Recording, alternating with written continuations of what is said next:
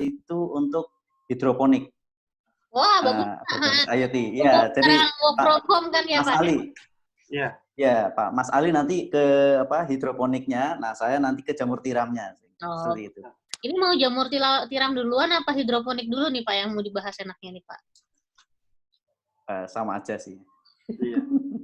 Jadi gini aja ya Pak ya, biar enak kita bahas jamur tiram dulu. Nanti setelah itu saya buka sesi tanya jawab sebentar. Habis itu kita lanjut ke hidroponik gitu ya. Ya, boleh. Boleh. Nah, buat teman-teman semua, Bapak-bapak, Ibu-ibu yang bermaksud mau ada pertanyaan, nanti bisa langsung mengisi aja di chat pertanyaannya, diketikin, nanti saya bantu jawab, atau saya bantu bacakan, atau nanti di saat dibuka sesi tanya jawab bisa langsung angkat tangan atau unmute, jadi nanti bisa langsung menanyakan langsung. Tanpa berlama-lama, saya persilahkan waktunya, berarti kalau jamur tiram ke Pak Sigit dulu ya Pak ya? Ya, boleh. Ya. Monggo Pak, dipersilahkan waktunya. Ya. Baik, terima kasih. Sebentar saya share screen.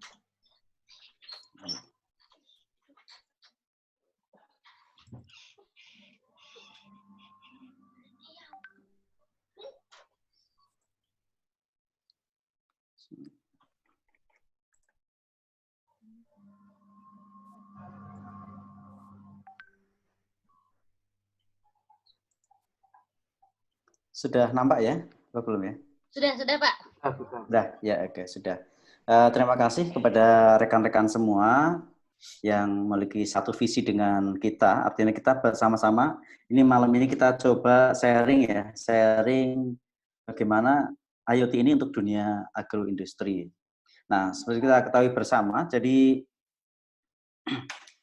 ini contoh ya, ini berdasarkan datanya BPS, luasan panen jamur kita, ini luasan lahan jamur kita tuh dari tahun ke tahun itu kecenderungan menurun.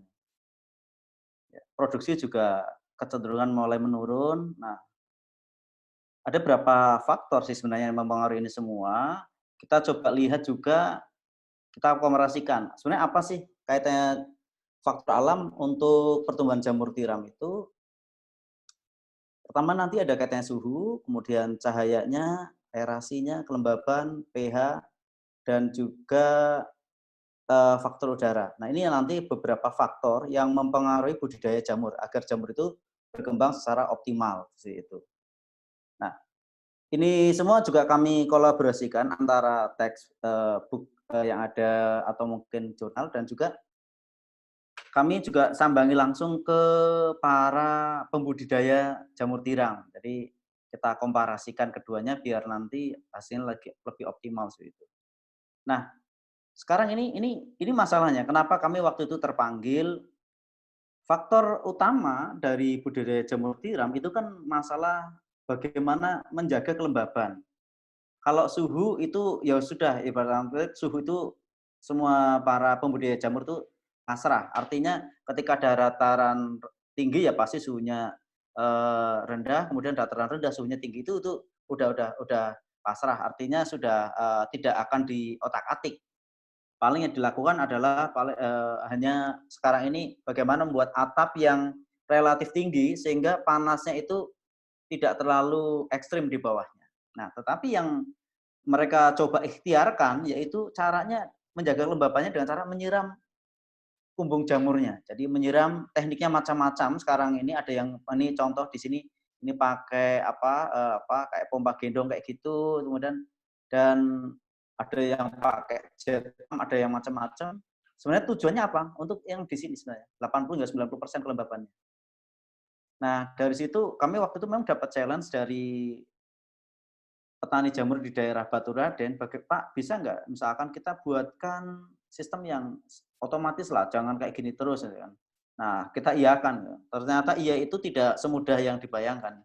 Nah, kami mencoba membuat ya terus kami terjadi iterasi berbagai berapa kali. Nah, ini yang yang diagram bloknya lah ya. Nah, ini diagram bloknya kurang lebih sih simple ya. Ya, kami menampilkan diagram blok yang simple walaupun ini dalam proses realisasinya itu ternyata membuat di sininya di sini nggak simple, tapi kita tunjukkan blok yang simpelnya saja, nanti ada sensor suhu sama kelembaban. Ini sensor kita generasi kedua, ini generasi ketiga kita juga ganti lagi, ternyata setelah dipasang di lapangan, sensor yang ini pun masih ada kendalanya itu. Kendalanya itu kelembabannya itu kalau sempat kelembabannya ekstrim, nggak mau balik-balik. Nah, kita ini sedang juga proses pergantian sensor yang model yang ketiga agar di cuaca ekstrim itu tetap bekerja optimal. Jadi ini sensornya, kemudian nanti data-data itu di-collect di sini ya, di controller, dikirimkan juga ke servernya untuk di-record. Nah, nanti yang akan mengendalikan high pressure pump. Nah, high pressure pump ini yang akan melakukan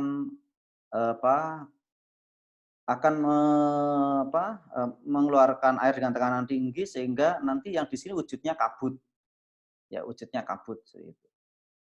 Nah, kemudian untuk sama halnya, nah ini antara kami dulu idealisme dari akademisi, begitu ketika sudah masuk ke dalam real, nah kami memang sangat merasa harus melakukan koreksi sana, koreksi sini, sampai yang ini pun, ini generasi pertama kami yang kami ambil. Generasi ketiganya pun sudah berbeda. Jadi nozzle-nya pun yang dipilih, kami sudah pilih yang artinya setiap kita implementasi, kita koreksi. Nah, ini kita sudah pada tahapan kayak ini juga udah 3 macam yang kita pilih. Ini pun udah pompa sebenarnya yang paling bagus ya. Di lapangan kan banyak pompa kayak gini, tetapi tidak semua merek juga recommended ya.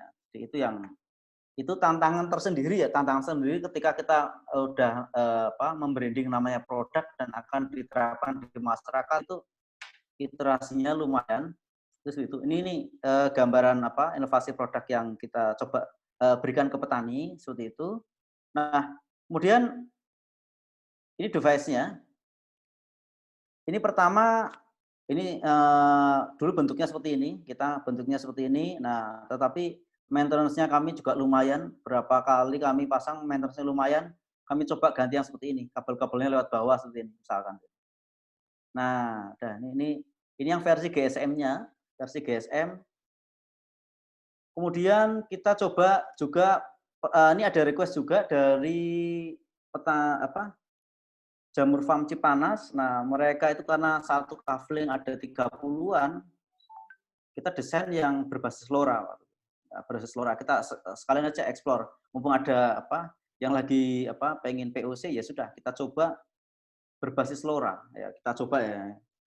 Nah, kita coba berbasis LoRa. Nah, waktu itu kita instalasi 4 dan saat instalasi itu kebetulan ada juga dari UI ya, ini mungkin saya lompat dulu sini. Nah, ini waktu instalasi ini ada Prof Hari sama siapa ya, saya agak lupa. Ini dari DTE, Departemen Teknik Elektro UI ini waktu itu ya.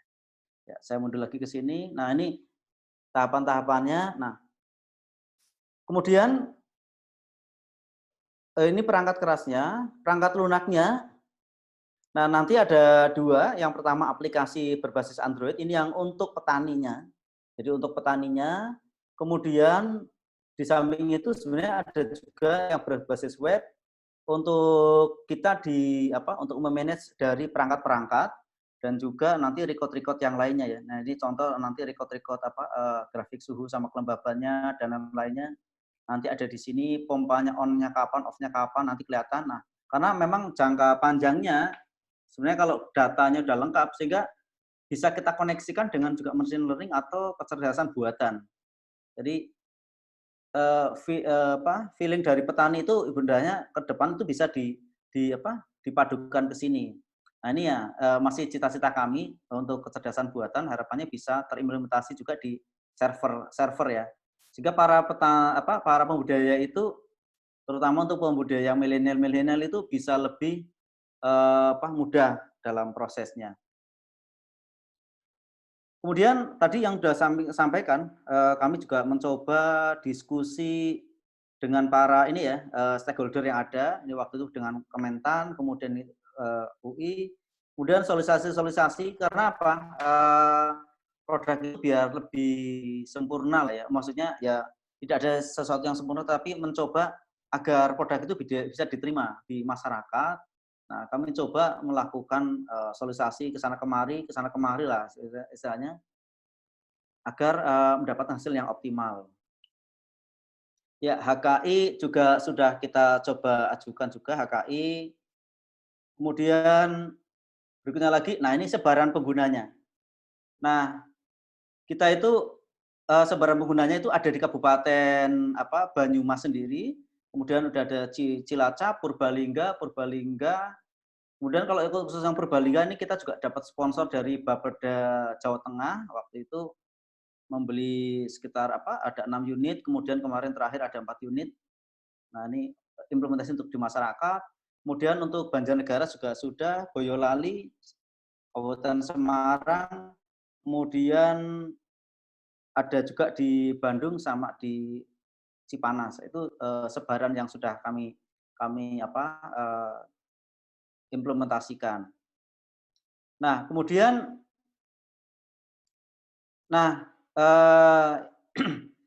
untuk benefitnya yang memang sebenarnya gini, benefit kalau ini kan benefit secara ini, tetapi yang memang kemarin kami melakukan juga beberapa dengan para petani, kita coba calling lagi, kemudian apa sih sebenarnya yang dirasakan sekarang ini ketika pakai sama nggak pakai itu kan. Nah, itu ada di kualitas. Cuma memang kami belum bisa belum mendapatkan data secara istilahnya angka-angka yang pasti. Tetapi Pak, kami sekarang tingkat komplainnya itu zero, Pak. Kalau dulu tuh terlalu basah atau terlalu kering. Nah, sekarang jamurnya itu kualitasnya sudah lebih bagus. Nah, itu yang disampaikan itu. Jadi zero komplain gitu. Nah, untuk yang case-nya yang di Jamur Farm Cipanas, kami sedang lakukan satu periode. Ini kan satu periode ini kemarin instalasi itu di akhir Januari. Nah, nanti di Mei ini kan udah tutup closing. Nah, itu berapa persen. Tapi memang dari pemasangan kami yang pertama sebelum Januari, kita Desember juga ada pemasangan. Ketika dipasang itu sudah terjadi peningkatan, yang lainnya kumbung itu tidak tercapai target 70%, yang khusus yang itu tercapai 70% dari target owner-nya. Nah, itu. Nah, itu sih sebagian gambaran. Nah, kemudian tadi sudah juga sampaikan ya, ini karena kami kampus ya, terus kami beberapa kali juga kami ikutkan lomba untuk kabupaten, pernah kita juara 3 Krenova Banyumas kabupaten, Innovate udah masuk top 10. Nah, kemudian kami terusan pengembangan produk ini juga disponsori oleh Ristek Dikti ya. Waktu itu Ristek Dikti, kalau sekarang Kemenristek ya. Lewat program CPBT sama PPBT. Itu gambaran awalnya yang bisa kami aturkan. Nanti untuk teknis lebih lanjut mungkin lewat sesi tanya jawab aja Mbak, nanti Mbak. Terima kasih.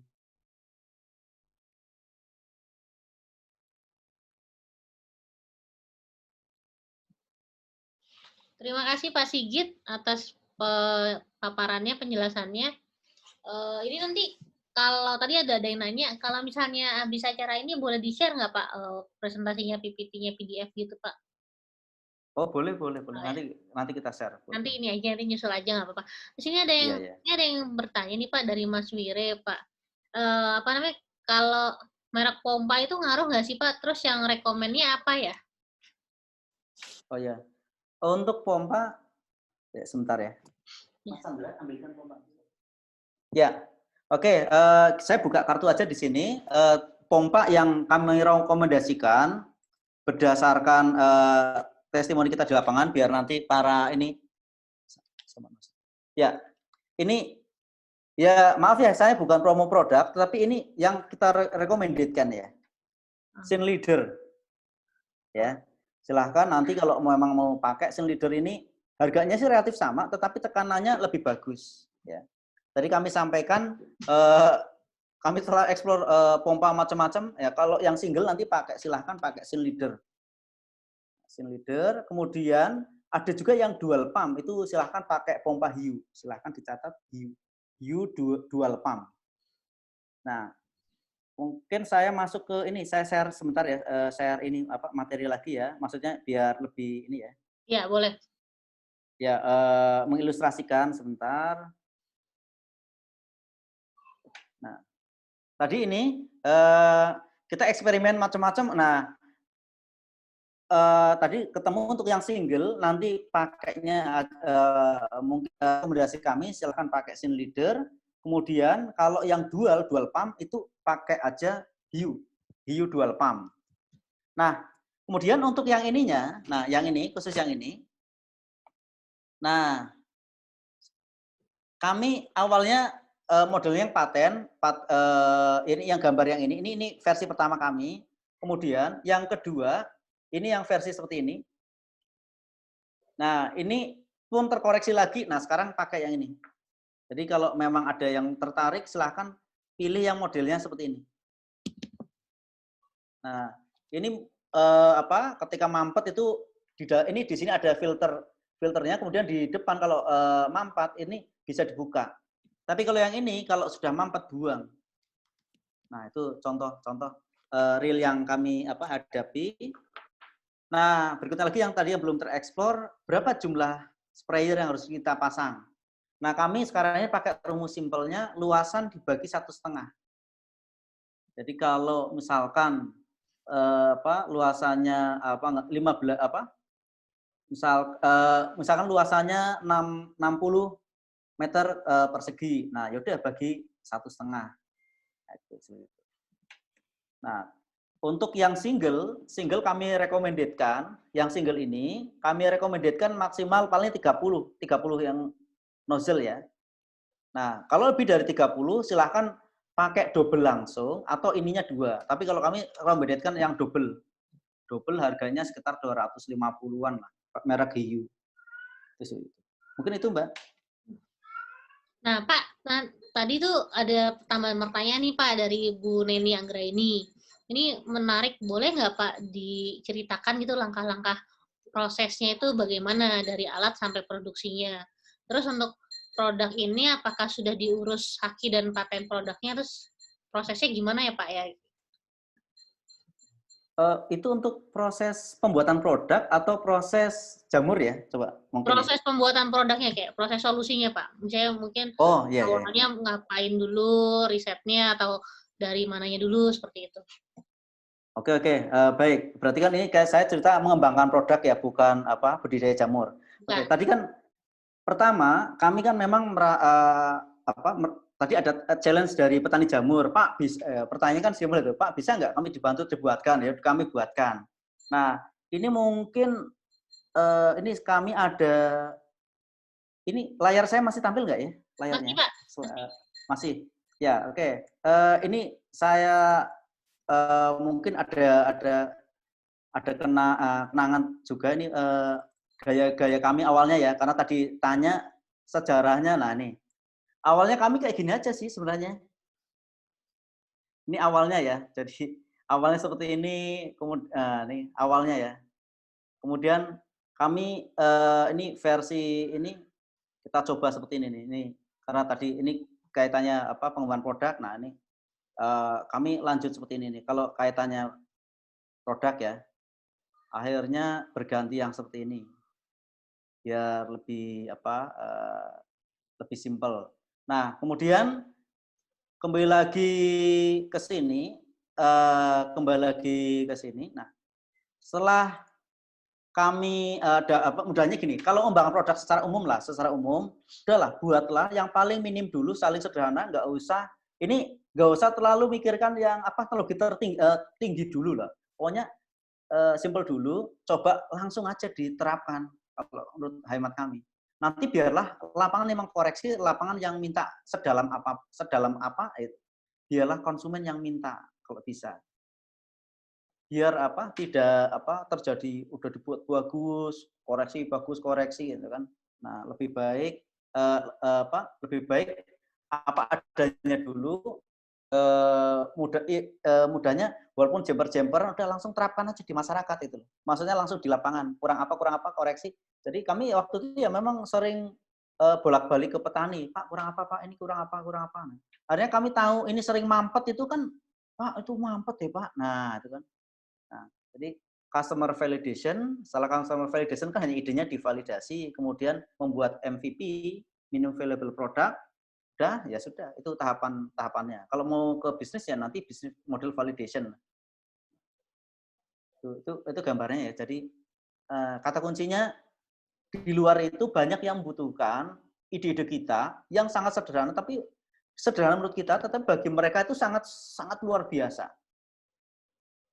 Karena kami mengalami keliling dari pameran ke pameran itu banyak orang yang apa ya, saya melihat dari wajahnya mereka itu senang melihatnya. Nah, itu kalau kita sebagai inovator, ketika melihat orang lain tersenyum, kita pasti akan senang. Nah, itu demikian, Mbak. Kalau produk ini sebenarnya udah dipatenin belum, Pak?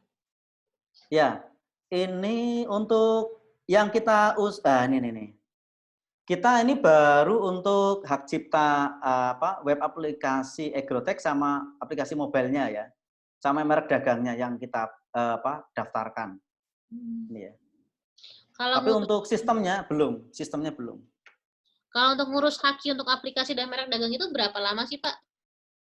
Oke, kalau untuk haki semacam ini nanti bisa juga kami bantu lewat kampus kami. Kalau form-formnya udah lengkap, kurang lebih 3 hari udah bisa kami proses. Seminggu. Jadi kalau rekan-rekan punya aplikasi atau web ini cepat. Tapi kalau untuk yang kaitannya paten, nah itu butuh waktu lama paten. Kalau ini kan pencatatan hak cipta. Oh iya, beda soalnya hak cipta sama hak paten itu kalau paten harus diteliti dulu biasanya.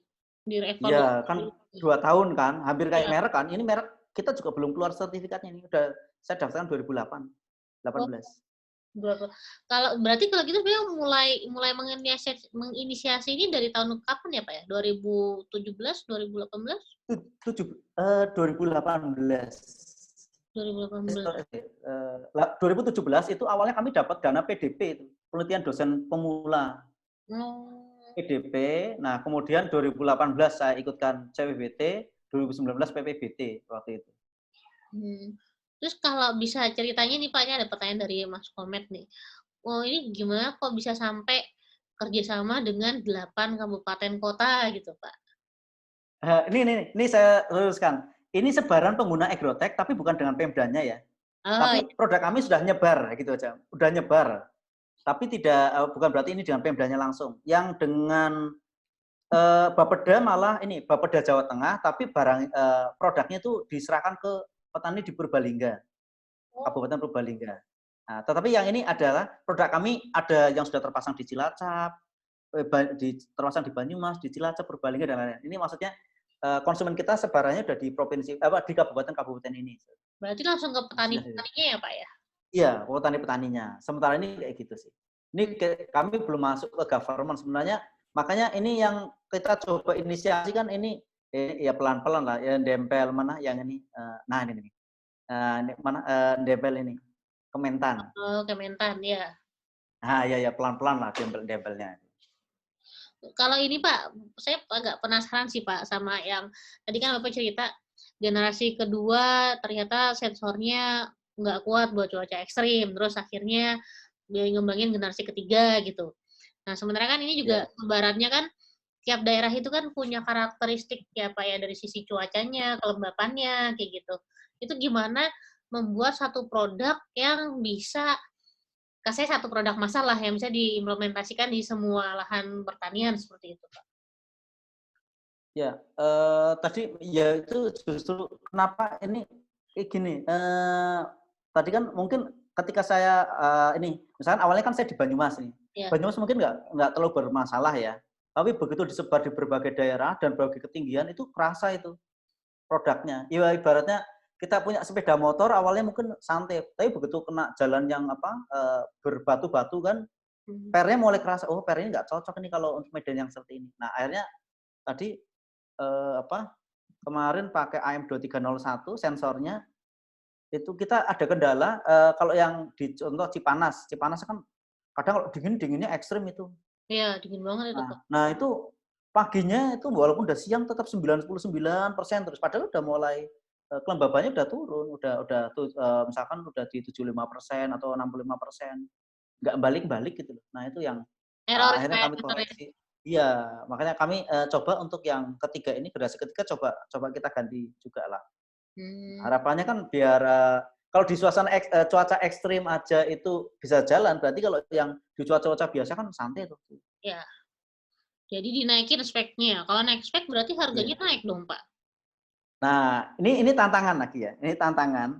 Nah, justru ini tantangannya kami itu idealisme produk kami yang pertama-tama awal-awal itu kan idealismenya produknya benar bagus, komponen microprocessor-nya pun kita pakai yang apa grade industri dan lain-lain sampai relaynya pun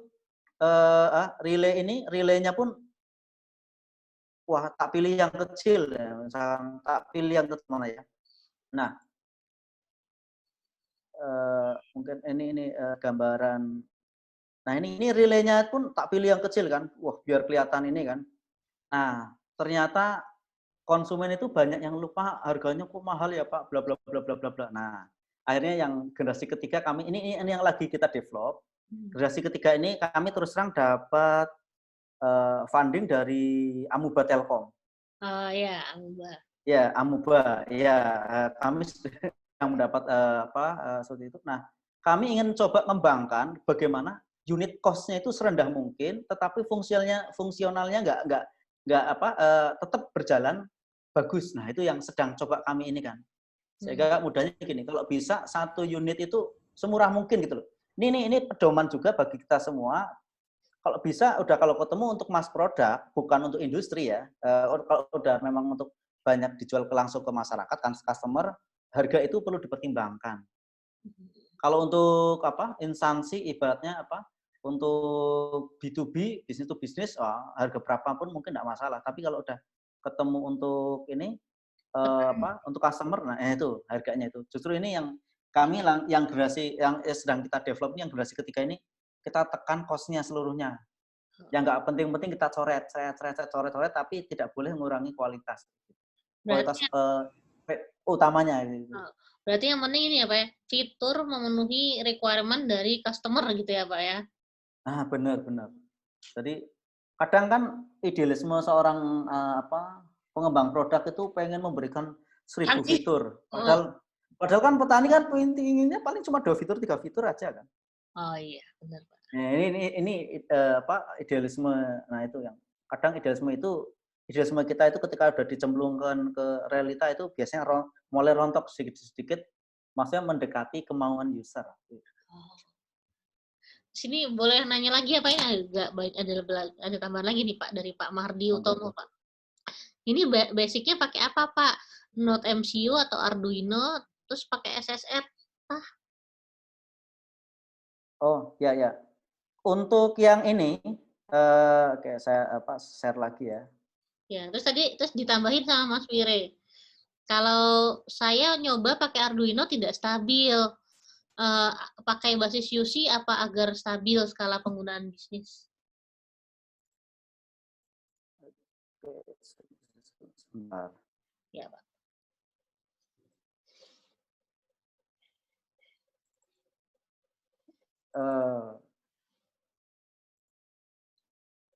Oke, ini mudahnya generasi prototip, udah generasi produk pertama ya. Produk pertama, kalau yang sebelumnya kan prototip lah, prototip itu yang masih chamber-chamberan lah dari situ. Ini sudah wujud produk. Kami buka dalamnya ya, kami buka ini kami pakai ATX Mega ini.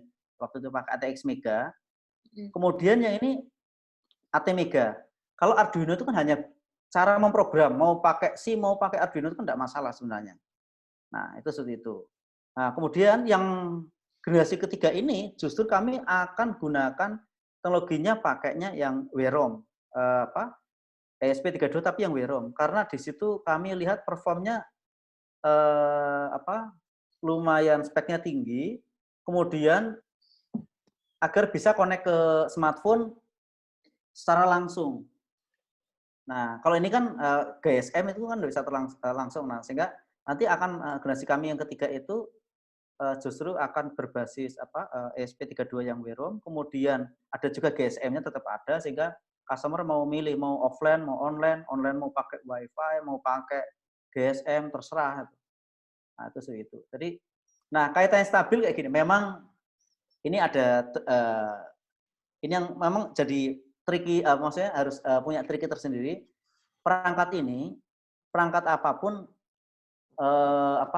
kalau harus full 24 jam itu biasanya memang bisa hang. Nah, ini memang harus ada ibaratnya dalam coding itu ada trik-trik tersendiri agar gimana menjaga kestabilan program ini walaupun running lama gitu loh.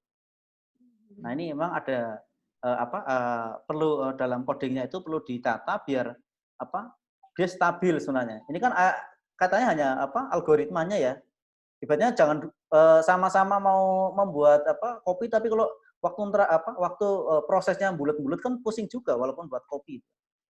Nah, ini algoritmanya yang disusun agar lebih rapi, simple, dan bisa juga dia ibaratnya kalau pusing ya udah coba kembali ke kalau ibaratnya di dalam labirin kalau pusing coba ya udah balik lagi.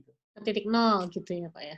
Nah, ya ke titik nol kan gitu. Kalau oh iya tadi saya lewat sini kan gitu. Nah, itu yang mungkin gambar yang bisa saya berikan. Blueprint dulu ya Pak ya kalau gitu ya. Maksudnya tetap harus nggak bisa trial error, tapi harus ada satu blueprint awal lah yang nanti kalau ada apa-apa bisa balik lagi ke situ gitu ya Pak. Ya seperti itu. Jadi pokoknya ada di algoritmanya itu dibuat ketika memang sudah stuck harus bisa balik lagi gitu aja lah kalau saya. Oh iya, simpel. Ya, sekarang pakai logika kita itu kan komputer kita kalau walaupun udah komputer prosesor tinggi, ada kalanya tetap ini kan hang kan. Ya. Apa yang kita lakukan? Nah itu gimana program dalam perangkat itu ada algoritma yang semacam itu juga kita tanamkan biar nanti dalam kondisi apapun dia tetap fresh gitu. Nah itu kan kata kuncinya itu. Iya. Pak, ini satu pertanyaan terakhir ya Pak ya sebelum kita masuk ke hidroponik Pak. Ini terkait sama produksi Pak. Dari tadi tuh dari Bu Neni tuh nanya lagi, ini kalau mau implementasinya langsung ke produksi massal itu kita harus nawarinnya kemana sih Pak? Nah itu terus ada lanjutannya lagi dari Pak Yudi Muhtar. Ini kalau produknya sudah ready produksi massal, apakah harus melakukan pengurusan SNI? Terus udah gitu rencananya apakah akan segera diproduksi massal atau bagaimana Pak? Ya, jadi gini, kalau kita bicara IoT lah, IoT sebenarnya kalau dagingnya yang agak gede itu masuknya ke industri sebenarnya ya. Kalau dagingnya yang enak ya, itu industri, jangan ke customer langsung, itu seperti itu.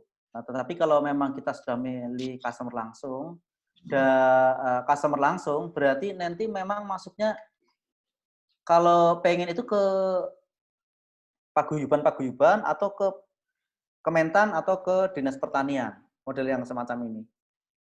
Sehingga mereka akan menganggarkan di dalam proyek tahunannya itu bantuan alat ini untuk para petani hidroponik, petani jamur dan lain-lain gitu kan. Mungkin kan dari cerita ini bisa dari perangkat agrotek ini bisa rekan-rekan kembangkan untuk jenis-jenis yang lain kan sebenarnya ini. Ini kan hanya pemicu saja ya, pemicu.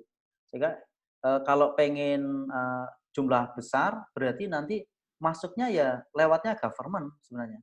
Berarti lewat Kementan atau tadi Dinas Pertanian atau ke paguyuban petani jamur. Jadi lewat sana.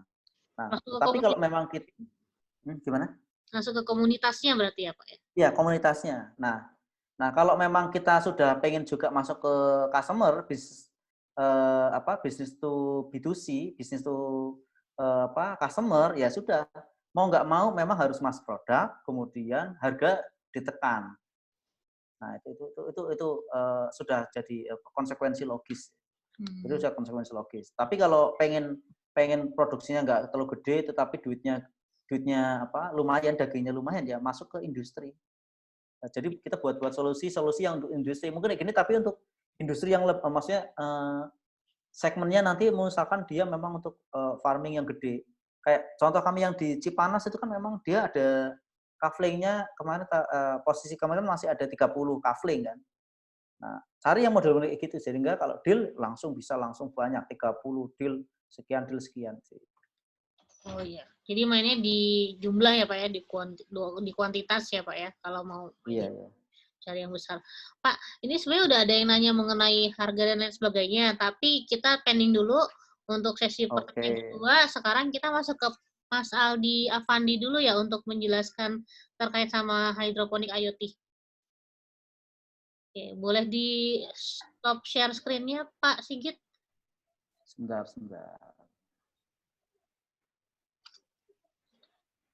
Sudah selesai belum ya? Udah. Ya, belum, masih ada. Stop share. Di atas bisa Pak, di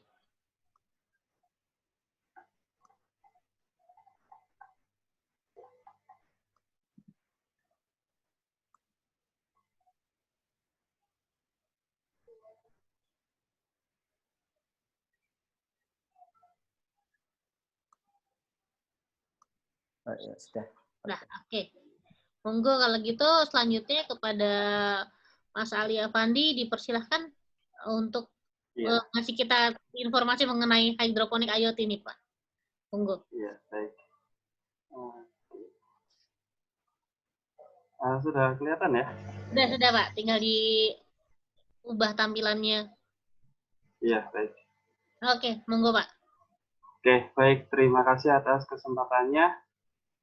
Pertama mungkin saya mau sharing ini ya, ceritanya sharing tentang Internet of Things untuk agrikultur gitu. Kalau di saya studi kasusnya kan di kebun hidroponik gitu ya. Untuk kontennya pertama mungkin saya bakal cerita dulu tentang peluang IoT gitu ya. Peluang-peluang apa saja yang bisa dikembangkan untuk penerapan Internet of Things di pertanian, kemudian cerita sedikit tentang hidroponik gitu ya, jadi perkembangan hidroponik di Indonesia dan di dunia gitu. Kemudian penelitian Internet of Things untuk hidroponik, jadi ini yang khusus saya lakukan di kampus gitu ya. Kebetulan saya meneliti tentang hidroponik dan ada beberapa rekanan sudah yang kita sudah kerjasama gitu. Nah kemudian kesimpulan terkait perkembangan Internet of Things di pertanian gitu ya. Oke, yang pertama kita bicara Internet of Things gitu ya.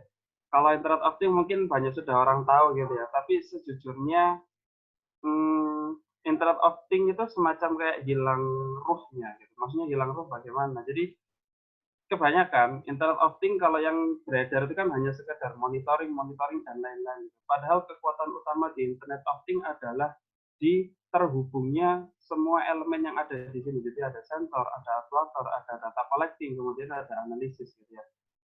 Jadi kata kuncinya di sini terhubung gitu ya. Kenapa kok perlu terhubung? Ya karena untuk menciptakan sebuah sistem yang cerdas gitu, semuanya ini harus terhubung, mulai dari sensor untuk membaca parameter-parameter yang tidak bisa dibaca sama manusia gitu ya. Sebagai contoh mungkin suhu, kelembapan kalau di jamur, kalau di hidroponik ada pH, ada intensitas cahaya gitu. Kemudian ada aktuator gitu ya. Aktuator itu untuk merespon. Jadi ketika nanti suhunya kurang, respon apa yang harus kita berikan. Ketika nanti suhunya berlebih, respon apa yang harus diberikan gitu ya. Nah kemudian data collecting ini yang penting gitu. Jadi parameter yang terbaca bagaimana, responnya yang terbaca bagaimana, itu disimpan dahulu semuanya. Setelah disimpan, baru kita analisa gitu. Apakah respon yang sudah kita berikan sudah memenuhi terhadap parameter-parameter yang sudah kita ukur gitu. Artinya kalau memang ternyata parameter kita kurang optimal gitu, maka responnya yang harus diperbaiki, aktuatornya yang harus diperbaiki gitu. Tapi kalau responnya ternyata sudah cukup, otomatis kita perlu menghubungkan ini semua agar keberlanjutannya itu terus ada gitu. Jadi Internet of Things nggak hanya sekedar monitoring sebetulnya gitu. Jadi ada semacam semacam aksi balik gitu. Setelah apa yang harus kita setelah kita monitoring, ada semacam aksi balik apa yang harus kita lakukan agar parameter-parameter tersebut itu tetap optimal gitu ya. Oke. Nah kemudian ini teknologi pertanian yang ada di Indonesia gitu ya, rata-rata mungkin masih ada di benih unggul, ada di pupuk kimia, ada di mesin pertanian sama peralatan pertanian gitu ya. Kalau bibit unggul Kalau kita di pertanian konvensional, ya mungkin ada bibit padi, bibit jagung, pokoknya penelitian, bukan penelitian, produk yang terkait tentang bioteknologi. Jadi benih unggul. Nah, pupuk kimia di sini sama menitik beratkan ke nutrisi pada tanaman.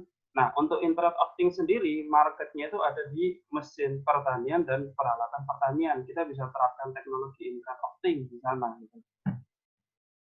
Oke, nah ini peluang-peluangnya. Gitu. Jadi seperti yang sudah saya jelaskan tadi, peluang Internet of Things itu ada di mesin dan di peralatan gitu ya. Sebagai contoh kalau kita bilang peralatan gitu, kalau di hidroponik untuk mengukur, kalau peralatan kan karena manusia tidak bisa mengukur pH gitu untuk monitoring pH, untuk pH itu fungsinya apa sih kalau di hidroponik gitu ya? Itu lebih kepada pencampuran nutrisinya gitu. Jadi ketika nutrisi dan air itu bercampur, ketika pH-nya nggak stabil itu ternyata berdampak buruk juga ke tanaman. Tentu tergantung tanamannya gitu ya. Kalau pakcoy kita perlu parameter khusus, untuk selada air parameternya khusus lagi, tergantung tanamannya. Itu banyak variabel sebetulnya yang memang kita harus cross check dulu ke market kita. Jadi kebanyakan monitoring gitu ya. Kalau peralatan biasanya untuk monitoring gitu. Kalau sudah berupa mesin gitu, nah otomatis mesin itu berarti kan sudah ada respon gitu terhadap apa yang mau kita rekam gitu ya parameternya gitu. Jadi mesin penyiraman otomatis. Kalau di Pak Sigi tadi kan ada mesin untuk penyiraman kumbung jamur. Kalau di hidroponik mesin otomatisnya itu untuk mengontrol sirkulasi air, mengontrol intensitas cahaya gitu ya. Kalau di penelitian saya di hidroponik saya lebih ke intensitas cahaya. Nanti saya akan cerita kenapa kok intensitas cahaya jadi penting gitu ya. Nah, ini sekilas pandang gitu ya hidroponik mungkin Bapak Ibu semua sudah familiar ya dengan hidroponik. Jadi hidroponik itu semacam kita menanam tanpa ada media tanah gitu, langsung dari airnya, di mana airnya di sini sudah ada nutrisinya, kita pompa gitu. Nah, sebenarnya kenapa kok orang-orang lebih suka hidroponik gitu? Nah, ini berdasarkan saya sharing dengan rekan kita di Purwokerto di kebun hidroponik. Mereka lebih suka hidroponik, pertama dia tidak perlu pupuk, jadi pupuknya pupuk cair. Artinya apa? Kalau kita nanam kentang, gitu, kentangnya jadi lebih bersih. Gitu. Kemudian untuk yang umbi-umbian, gitu, umbinya jadi lebih bersih. Karena nggak langsung ke tanah. Gitu. Kemudian water saving artinya apa? Airnya itu tidak yang, kalau tanah itu kan biasanya dia meresap terus ke bawah gitu. Tapi ini ada sirkulasi air gitu. Jadi terserapnya itu betul-betul terserap ke tanaman, bukan lagi ke bawah tanah. Gitu. Nah, kemudian pertumbuhannya lebih cepat. Hama juga yang paling penting itu hama. Ya, kalau kita lihat di pertanian konvensional gitu, padi gitu, kebanyakan kan kalau ditanam di luar ada yang rubuh, ada yang gagal panen karena hama dan lain-lain. Kalau hidroponik karena konsepnya itu pertanian indoor gitu, maka ancaman seperti kayak hama, kemudian ada angin dan lain-lain itu masih bisa dihindari gitu kalau di hidroponik. Oke. Nah, ini tentang penelitian saya ya. Di kampus gitu kita sedang kembangkan grow light gitu. Kenapa kok grow light gitu ya? Oke, kalau kita bicara indoor gitu, tanaman pasti membutuhkan cahaya gitu. Nah, bagaimana kita bisa memenuhi cahaya padahal kita melakukan metode untuk penanaman dalam ruangan. Makanya kita mengembangkan grow light. Artinya apa? Grow light itu apa ya? Cahaya pertumbuhan gitu. Jadi kita semacam membuat dalam tanda kutip matahari buatan gitu ya dalam rumah, dalam ruangan indoor gitu, yang mana cahayanya itu disesuaikan dengan kebutuhan tanaman yang ingin kita tanam gitu. Nah, ini yang perlu penelitian agak lama gitu ya. Kenapa? Karena kebutuhan cahaya untuk tiap-tiap tanaman kadang-kadang berbeda-beda. Nah, tantangannya adalah bagaimana kita bisa menyediakan cahaya yang memang dibutuhkan. Dan apa ya, waktu saya sharing juga dengan rekan kebun hidroponik, dia bilang bahwa kebutuhan cahaya untuk semai, untuk tumbuh, dan untuk dalam masa panen gitu ya, sebelum panen gitu mungkin, itu cahayanya bahkan mungkin macam-macam gitu. Untuk semai gitu dia perlu Kalau yang konvensional gitu, dia semacam kayak diletakkan betul-betul di luar ruangan gitu, sehingga dia terkena cahaya matahari langsung gitu. Pertumbuhannya biar jadi lebih segar menurut mereka gitu ya. Nah, tantangannya di hidroponik ya itu tadi. Kita harus bisa melakukan kontrol cahaya ini agar penanaman dalam ruangan itu bisa tetap optimal gitu. Kalau kontrol terhadap air, kontrol terhadap pH itu kan kalau saya boleh bilang banyak juga yang sudah kembangkan gitu. Tapi untuk grow light gitu itu masih jarang gitu. Kalau saya lihat referensi di Indonesia masih jarang gitu. Bahkan mungkin penggunaannya hanya untuk apa ya, semacam lighting aja, semacam kayak desain gitu. Tapi bukannya untuk betul-betul parameter yang dibutuhkan oleh tanaman. Nah, kenapa kok cahaya gitu ya? Ini saya terinspirasi dari beberapa penelitian di luar sana gitu ya. Mereka mengembangkan plant factory. Jadi plant factory itu seperti apa sih? Itu gambarannya begini. Bagaimana kita menanam tanaman gitu. Kalau sekarang kita menanamnya berdasarkan luasan lahan gitu. Plant factory bisa menghasilkan 2 kali lipat dengan luasan lahan yang sama. Caranya bagaimana? Ditanam vertikal ke atas gitu. Nah, kalau kita mau tanam vertikal ke atas, ada beberapa variabel yang harus kita perhatikan gitu ya. Pertama, kalau di plant factory yang paling penting adalah artificial lighting ya, pencahayaan artificial yang tadi saya cerita dalam tanda kutip membuat matahari buatan gitu. Kemudian environment yang bagus gitu. Jadi lingkungannya harus bagus tentang sirkulasi air, sirkulasi udara gitu ya. Jadi cahaya, air, udara itu kan semacam kebutuhan utama makhluk hidup gitu. Nah, itu yang harus kita perhatikan kalau kita mau membuat plant factory agar penanaman vertikal itu bisa optimal gitu ya. Jadi kalau misalkan cahaya lighting kita perlu kontrol pencahayaan, kemudian intensitasnya seperti apa gitu, parameter-parameter tanaman untuk tiap-tiap tanaman bisa khusus sekali gitu.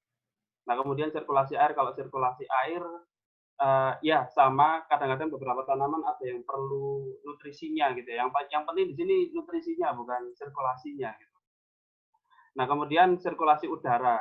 Nah, udara ini kan perlu keluar masuk itu ya agar oksigen yang lebih utama gitu ya. Kebutuhan oksigen untuk tanaman itu bisa terpenuhi gitu, terutama kalau di malam hari gitu.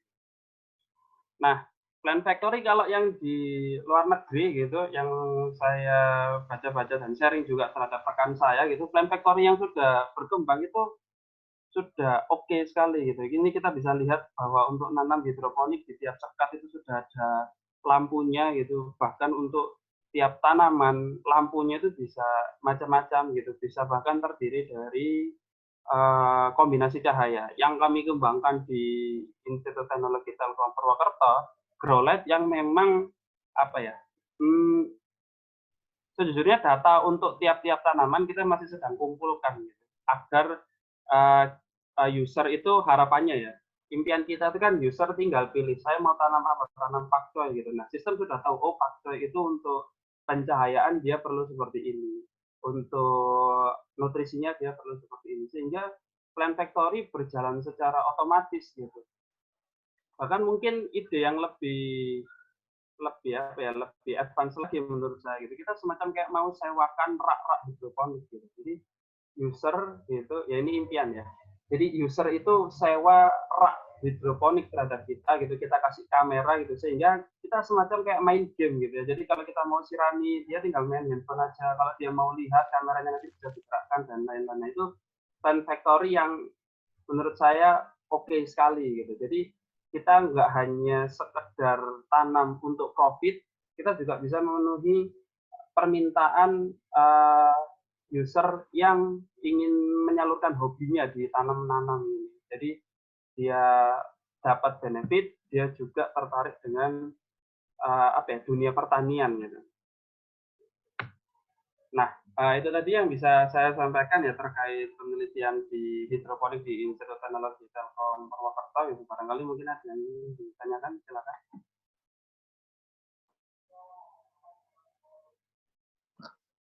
Ya, makasih Pak Ali presentasinya. Ini Ya. boleh nih sebelum ini ya, sebelum masuk ke pertanyaan dari bapak-bapak, ibu-ibu, Ini saya ada pertanyaan pribadi nih Pak, boleh ya Pak ya? Ya, silakan. Jadi kan saya tuh pernah ngeliat satu perkebunan hidroponik IoT di negara tetangga lah. Nah, mereka itu udah ngembangin itu sampai ke bijinya pun itu dikembangkan. Jadi emang kayak bijinya tuh apa benihnya itu bijinya itu beda dengan kalau ditanam biasa gitu. Apakah ada arah ke situ nggak, Pak? Oke, kalau untuk benih unggul gitu ya, karena ITTP itu sejujurnya kampus teknik gitu. Untuk benih unggul mungkin lebih ke IPB, Ibu ya. Jadi iya memang ada benih unggul dan memang ada yang dia itu apa ya, semacam positioningnya dia gitu ya. Kalau kami di kampus teknik, ya kita ke tekniknya gitu. Kalau ke benih unggul, itu ke kampus pertaniannya memang. Saya juga dulu pernah diberikan memang benih gitu yang memang khusus untuk hidroponik gitu. Memang iya, dia lebih baik daripada ditanam biasa karena memang dia dikembangkan khusus untuk hidroponik. Gitu. Kalau arah penelitian ke sana mungkin enggak gitu ya, karena kita ke bagian perangkat kampus teknologi gitu. Kalaupun mau ke sana, maka solusinya ya kita gandeng aja gitu dari IPB mungkin dari UGM dan lain-lain. Gitu. Tapi yang jelas kalaupun memang ada arah penelitian ke sana bukan di tekniknya gitu, tapi di pertaniannya memang. Mungkin ada ini kali nggak, Pak? Maksudnya kalau ada kemungkinan untuk misalnya kalau bisa kolaborasi gitu dengan kampus lain gitu, ya apa namanya? Ya. Untuk membandingkan gitu misalnya dengan bibit jenis ini dengan IoT hidroponik yang seperti ini hasilnya seperti apa kayak gitu ntar sehingga nanti bisa ditemukan satu rumusan terbaik lah istilahnya. Oh kalau mau tuh apa namanya pengaturannya itu cahayanya seperti ini, udaranya seperti ini, bibitnya ini itu yang hasilnya paling maksimal gitu. Mungkin bisa kali ya Pak ya kalau kayak gitu. Ya, itu sangat mungkin sekali, Bu. Makanya tadi kan saya cerita di bagian sini ya. Jadi IoT itu kan ada data collecting gitu, kemudian analisis. Jadi kita kumpulkan semua parameter. Gitu. Kalau misalkan ada parameter benih, parameter baru, oke, benih kita kasih, bahkan mungkin di benih, berbeda perlakuan juga. Jadi kita punya banyak sekali datanya sehingga banyak hal yang bisa kita analisa gitu. Artinya nanti orang tanam sudah tidak perlu lagi memikirkan pupuknya takaran seberapa, suhunya harus seperti apa, itu seperti apa gitu. Teknologinya sudah langsung bisa kasih saran ke kita gitu.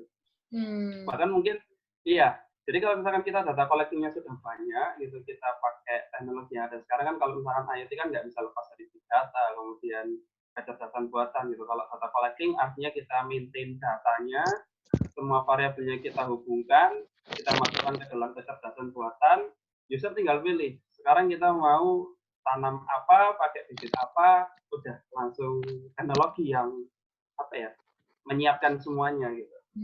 Iya benar-benar. Kalau sejauh ini udah udah dicoba di daerah mana aja nih Pak untuk yang hidroponik Pak?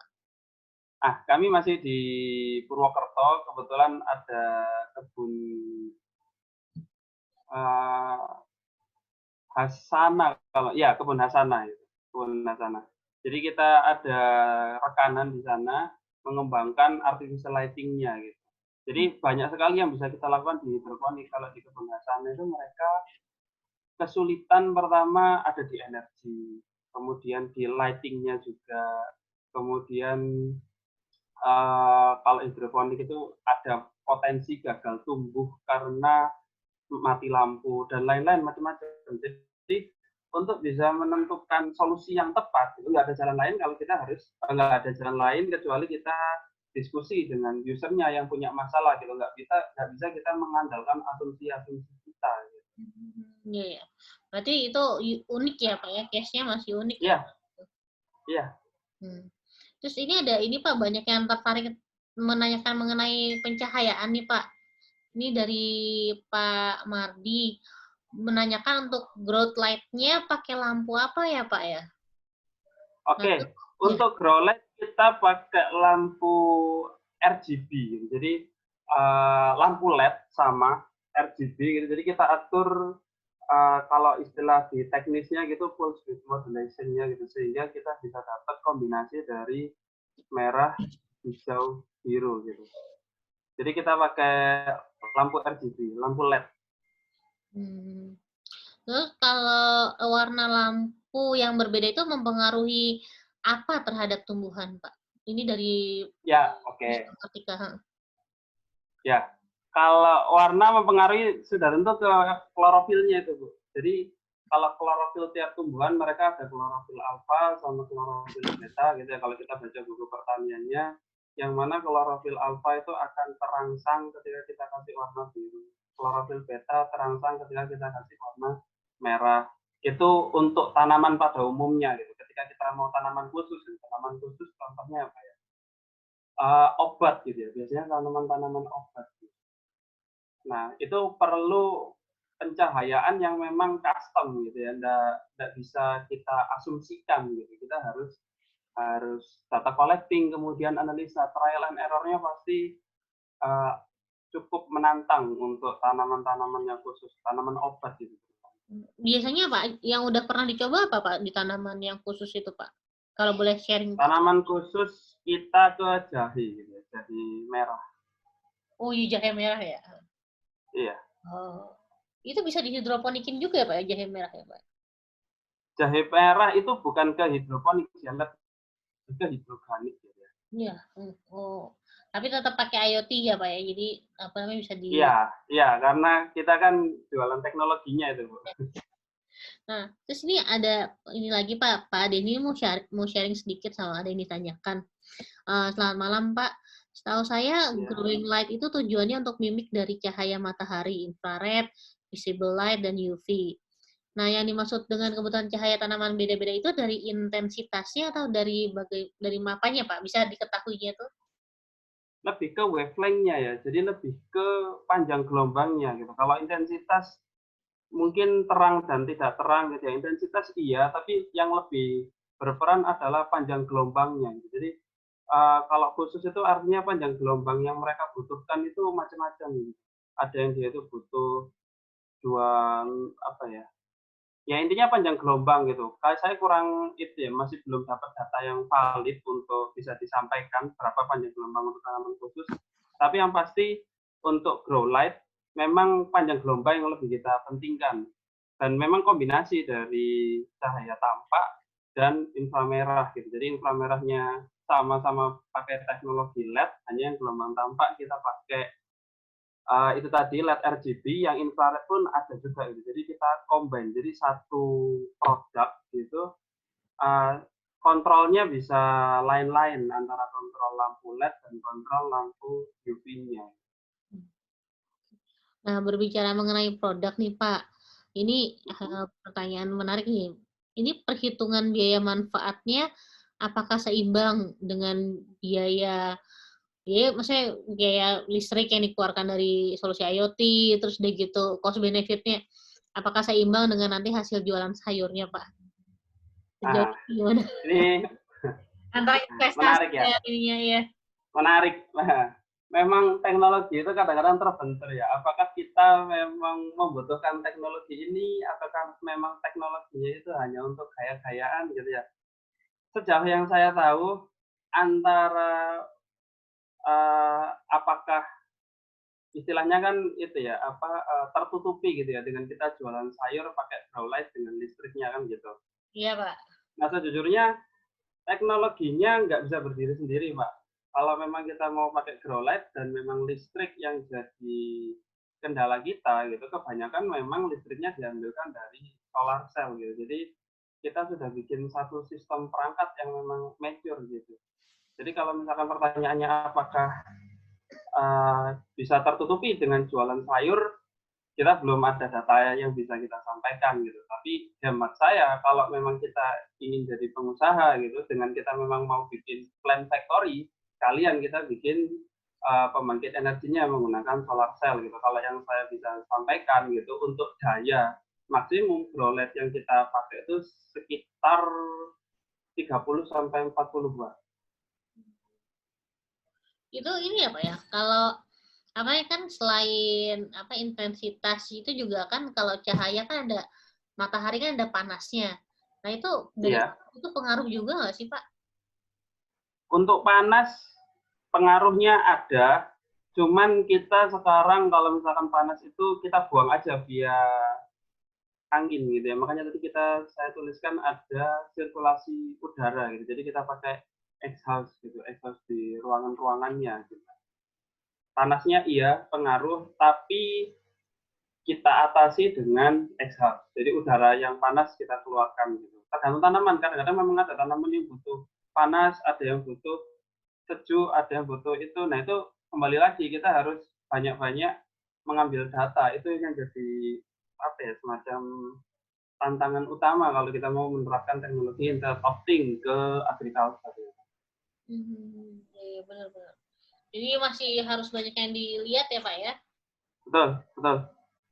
Oke, Pak ini saya boleh pindah ke Pak Sigit sebentar ya Pak ya? Tadi ada beberapa pertanyaan untuk Pak Sigit.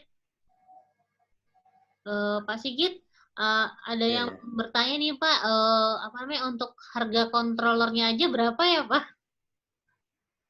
Apakah apa namanya dipasarkannya kontrol saja atau satu paket solusi, Ban? Ya, untuk produk kami yang sebelumnya memang yang ini ya, yang seperti ini. Nah, ini satu paket itu memang kita bundling 3,5 juta ya. Untuk dengan nozzle-nya itu, yang nozzle ini ada 25 biji ya, dan perlengkapan yang lainnya.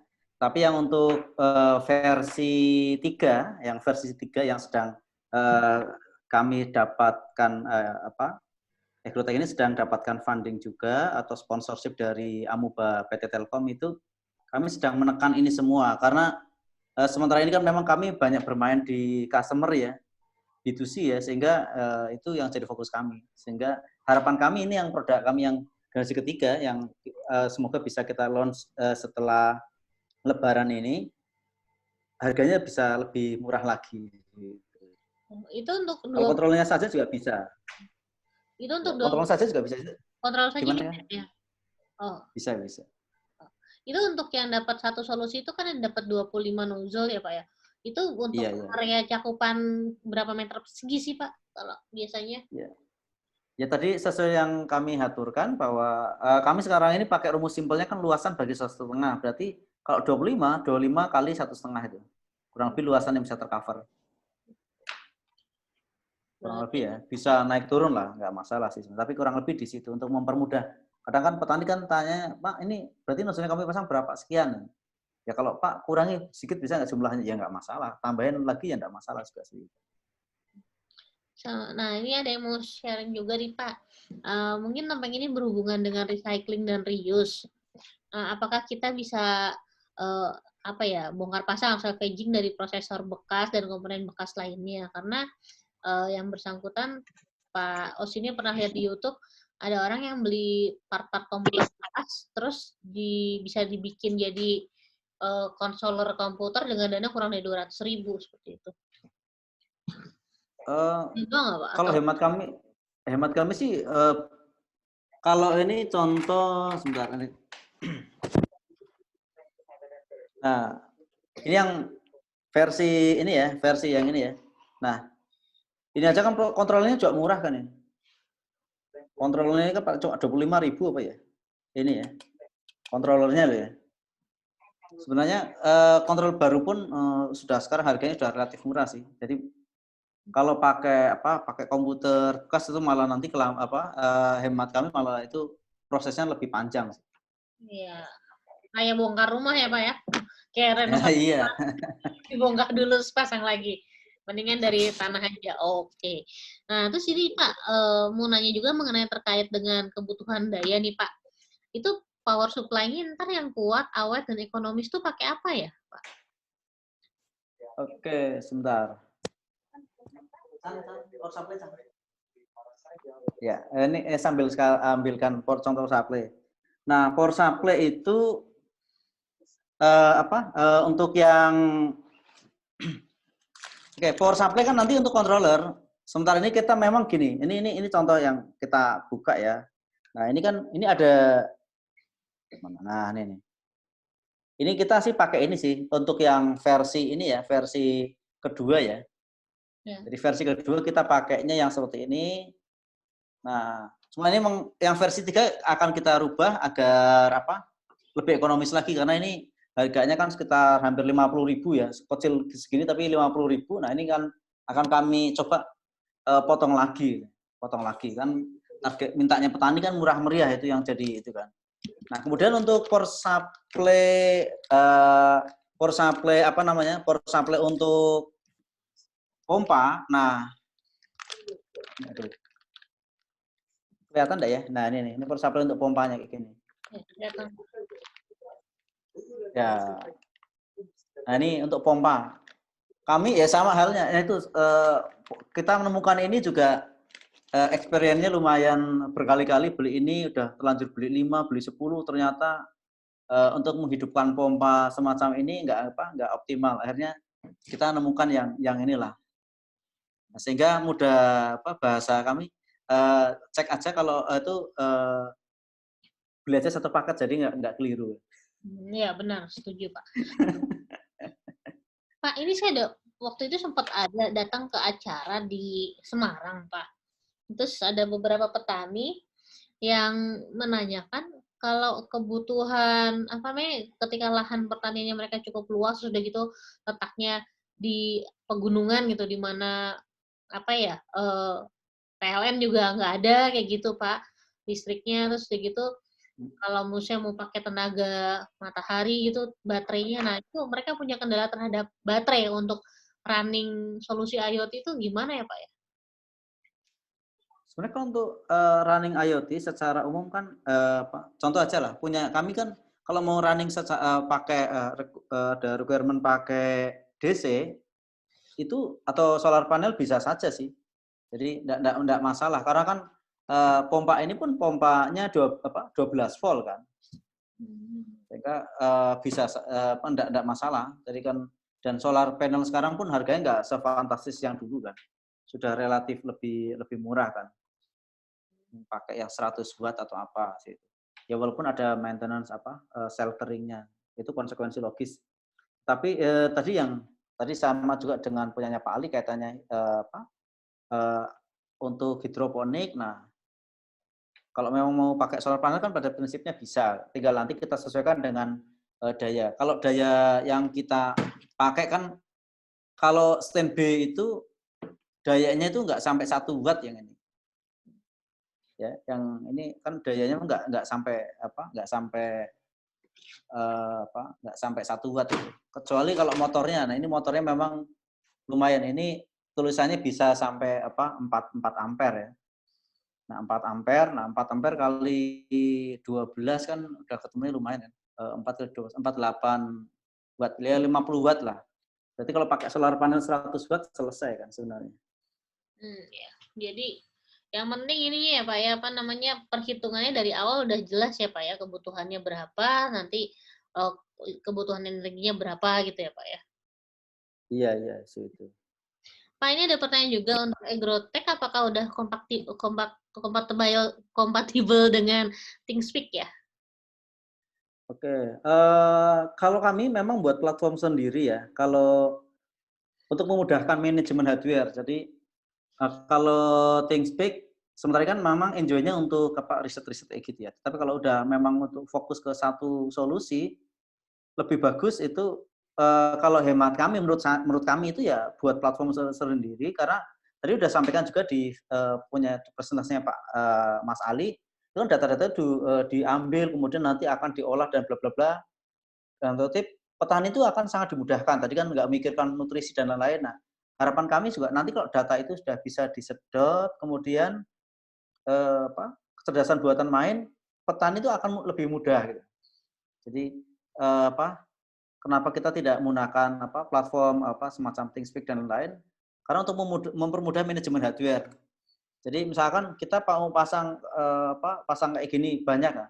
Nah, kalau pakai platformnya orang kan agak repot itu.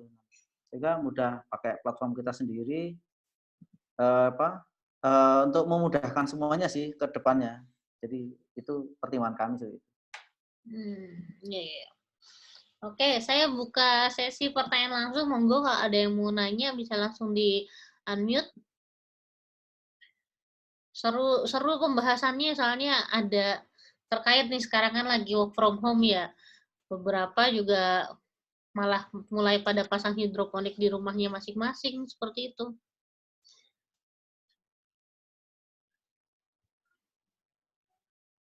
Masih ada penanya lagi? Boleh deh, kalau gitu saya mau nanya pertanyaan. Saya coba tanya pertanyaan terakhir ya Pak ya. Untuk ini ada pertanyaan merek pompa tadi udah dijawab kan ya Pak ya, soal merek pompa. Ya, merek pompa untuk double yang Yang double Hio tadi itu kan ya? Hio. Iya, kalau untuk yang single Sin Leader. Sin Leader. Team leader. Ya. Nah, kalau sekarang kan ini di daerahnya itu kan kebanyakan masih di Jawa Tengah ya Pak ya? Iya, masih fokus Jawa Tengah sama sudah mencoba ke Jawa Barat sih di Jawa Barat. Cipanas itu. Ya. Itu antara Jawa Tengah sama Jawa Barat itu ada perbedaan signifikan nggak sih Pak terkait dengan apa namanya karakteristiknya lahan pertanian tersebut? Secara umum identik, tetapi kan nanti yang sangat mempengaruhi adalah ketinggian itu. Ketinggian tanahnya. Nah, makanya yang di versi kami yang ketiga, generasi kami yang ketiga itu sensornya juga ada ini tekanan udaranya kami masukkan gitu. Tekanan udara, jadi sensor nanti ada tekanan udaranya kira-kira berapa di situ biar tahu ketinggiannya. Cuman kan ketinggian itu nggak pernah kita ambil. Nah, sekarang kita ambil itu untuk ini aja sih. Suatu saat pasti kita butuh data itu gitu. Ya, ya. Oke. Nah, kalau mau nanya, ini pertanyaan terakhir ya Pak ya. Kalau apa namanya sejauh ini nih Pak, kalau yang Bapak lihat selain jamur, kira-kira apalagi nih Pak yang khas yang bisa dikembangkan untuk solusi IoT gitu. Kalau hidroponik kan itu beda sendiri. Nah, misalnya ini kan jamur. Nah, selain jamur ada apa lagi kira-kira Pak? Ya, pada prinsipnya kan semua tanaman itu yang kan kaitannya enviro itu kan butuh pengkondisian ya. Ya. Nah, memang nanti setelah ketika setelah masuk sebuah plan-nya atau sebuah sebuah tanaman atau peternakan kan kita sesuaikan dengan parameter yang ada. Sebenarnya satu alat itu kan bisa untuk semuanya. Sebenarnya kalau kita bicara, misalkan contoh, alat ini mau masuk ke peternakan ayam pun bisa kan sebenarnya. Iya, bisa. Ya, ya kayak yang close loop ya. Tetapi kan kita sesuaikan parameter dia mintanya apa, hari kesekian mintanya seminggu pertama kayak apa, seminggu kedua mintanya kayak apa, aktuatornya kita bedakan kan gitu. Nah ini jadi tantangan kita semua bagi para inovator atau pengembangan produk. Nah sebenarnya basic ilmuannya mungkin sama, tetapi yang perlu kita perdalam adalah ketika kita masuk ke dalam dunia tertentu, misalnya contoh saya dunia jamur, maka ya dunia jamur benar-benar kayak kita lebih perdalam. Mas Ali masuk ke hidroponik, nah berarti kan sebenarnya mungkin ekstrimnya dengan alat yang sama pun ke Mas Ali bisa, tetapi karena aktuator dan kondisi enviro yang berbeda, sehingga perlu disetting ulang secara codingnya kan gitu. Nah, itu seperti itu sebenarnya hampir untuk semuanya bisa selama untuk pertanian atau peternakan yang lain. Yang penting kita tahu requirement dari enviro yang dikendaki sehingga softwarenya atau codingnya kita sesuaikan kayak gitu. Jadi kuncinya adalah kita penyesuaian ya Pak ya. Iya, itu sih itu. Penyesuaian dengan kondisi lingkungan atau permintaan dari tanaman itu atau peternakan tersebut ya gitu aja. Kita sesuaikan. Oke, siap. Terima kasih Pak Sigit. Ini satu pertanyaan ini ada pertanyaan, ini masih ada satu lagi nih Pak, nyesel nih Pak. Apa namanya, untuk pengaturan agrotech itu penyesuaian lingkungan itu apakah bisa dilakukan oleh end user langsung atau oleh tim instalasi Pak? Ya, untuk yang perangkat agrotech kan ini fokusnya ke contoh untuk untuk otomasi yang berbasis sekarang ini pengembangan kita kan berbasis sensor suhu kelembaban, kemudian ada lagi nanti timer dan lain-lain. Nah, Yang selama itu memang bisa, ada beberapa yang memang ada yang bisa langsung.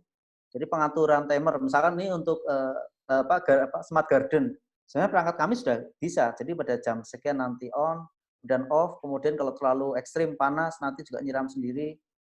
Nah itu seperti itu. Jadi prinsipnya kami coba untuk membuat yang lebih general sih. Jadi tetapi memang kami branding pertama masuknya dari jamur gitu. Jadi biar branding pertama kita masuk dari jamur. Nah untuk pengenalannya gitu. Karena kalau terlalu luas itu kan segmen pasarnya terlalu luas malah nggak kegarap. Oh, itu nanti petani jamurnya apakah bisa setting sendiri gitu atau nanti dibantu disettingkan biasanya, Pak? Kalau setting bisa setting sendiri, sama kalau yang online itu kan bisa kami bantu remote dari dari server kan. Yeah. Jadi ketika kita nge-remote dari server itu kan, nah nanti settingan itu otomatis nanti masuk ke sana juga. Berarti kalau gitu hitungannya tersinkronkan juga. Iya. Berarti hitungan ini solusinya ada user friendly ya Pak ya. Jadi orang bisa, misalnya saya petani, saya bisa beli, terus saya bisa install sendiri di lahan pertanian saya gitu. Nanti kalau ada apa-apa tinggal konsultasi online gitu. Iya, bisa seperti itu. Yang mereka setting juga kelihatan di kita. Jadi saling tersinkronisasi. Yang settingan dari perangkat juga masuk ke server, server juga ke perangkat. Jadi saling tersinkronisasi. Oke, sip. Matur nuwun Pak Sigit. Selanjutnya saya mau ada pertanyaan terakhir nih buat Pak Ali nih Pak, terkait dengan pengembangan hidroponik. Itu kira-kira ada target sedikit gitu Pak, misalnya, kita memang menargetkan untuk pengembangan IoT di hidroponik ini akhir tahun ini seperti apa gitu Pak, atau misalnya dalam berapa tahun ke depan, apakah akan menjadi produk seperti agrotech gitu atau gimana Pak? Kalau produk, kita produknya mungkin nggak jual seperti agrotech ya, tapi kita jual konsepnya itu mini greenhouse. Jadi bayangannya begini, kita sekarang kan lagi inginnya makanan fresh gitu kan ya. Jadi kita sediakan semacam mini greenhouse gitu, yang mana kalau misalkan kita ingin makanan fresh gitu, bukan kita beli ke pasar gitu, tapi memang dari greenhouse-nya kita langsung kita tanam gitu. Jadi semacam mini greenhouse skala rumah gitu ya. Konsepnya akan seperti itu untuk di akhir tahun gitu. Sehingga untuk permasalahan listrik dan lain-lain, ya orang kalau misalkan sudah hobi itu kan kita itu ya, kadang-kadang kan tidak memperdulikan tentang uang gitu. Tapi yang jelas kita masih perlu waktu untuk tumbuh. Jika memang ada industri gitu yang memang tertarik mau dikembangkan, ya ayo saja. Tapi kalau dari saya sendiri, target saya mini greenhouse gitu. Jadi di akhir tahun kita sudah bisa ada semacam MVP ya, minimum viable produknya yang bisa kita tunjukkan ke masyarakat. Ini mini greenhouse kita. Jika memang menginginkan sayur-sayuran segar, tidak perlu lagi ke pasar, silakan panen sendiri di rumah. Tagline. Waduh, berarti ini dong Pak, sesuai dengan ini ketahanan pangan ya, jadi bisa punya sumber pangan sendiri di rumah gitu ya Pak ya? Iya, kan kita COVID ini kan kita bikin new normal gitu. Jadi segala sesuatu mungkin akan kita produksi sendiri gitu. Bahkan mungkin ke makanan kita. Iya, iya benar Pak. Bikin deg-degan soalnya COVID ini lama nih kayaknya soalnya. Iya. Oke, ini Pak, ini sama ini Pak ada pertanyaan terakhir nih Pak. Ada jenis lampu khusus nggak sih Pak untuk hidroponik ini Pak? Ya, lampu yang kita pakai sekarang lampu RGB LED gitu. Kalau kita beli di Bukalapak gitu RGB LED gitu, silakan beli. Kalau misalkan di Bukalapak biasanya mereka jual yang strip gitu kan, ini satu strip gitu. Jadi dia panjang gitu. Tapi kalau karena kita konsepnya nanti bentuknya melingkar gitu, kita beli yang lampu LED yang biasa gitu, sehingga kita bisa bikin PCB sendiri gitu. Itu nanti yang mau kita HKI-kan, yang mau kita patenkan gitu, kita bikin PCB sendiri, kemudian tata letak lampunya, kemudian kita solder sendiri. Nah, nanti mikrokontrolnya bisa kita custom gitu istilahnya. Kalau lampu kita nggak ada yang spesifik gitu, betul-betul di lampu RGB betul-betul kita sesuaikan kontrolernya gitu untuk tingkat intensitas cahaya dan panjang gelombang. Oke. Oke, sebelum saya tutup nih Pak, mungkin jika berkenan Pak, boleh ditulis di chat alamat email dari Pak Sigit sama Pak Ali kalau ada yang mau konsultasi lebih lanjut atau mau sharing gitu Pak. Jadi bisa langsung ngobrol. Terus ini juga saya ada promosi sedikit untuk besok hari Jumat, itu kita bakal ada IoT sharing session terkait dengan IoT di industri otomotif industri. Yang bersama dengan nanti pembicaranya ada dari Iris Communication. Kita mulai jam 2 siang, itu di chat sudah ada linknya, nanti bisa tinggal masuk aja. Nah, ini buat teman-teman, ini Pak Ali di ali@ittelkom-pwt.ac.id. Sementara untuk Pak Sigit, mungkin Pak boleh di-sharing dulu Pak, sebelum ditutup. Ya, sebentar. Saya ketik dulu. Monggo Pak. Emailnya sama, cuma depannya Sigit ini. Sigit@ittelkom, saya ketik dulu ya. Ya, monggo Pak. Berarti sigit@ittelkom-pwt.ac.id. Iya.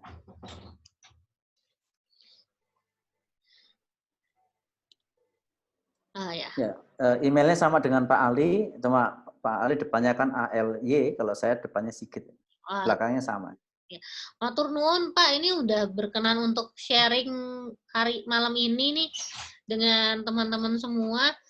Seru banget kita bahas terkait dengan pertanian, karena gimana pun juga sekarang ada isu mengenai ketahanan pangan ya.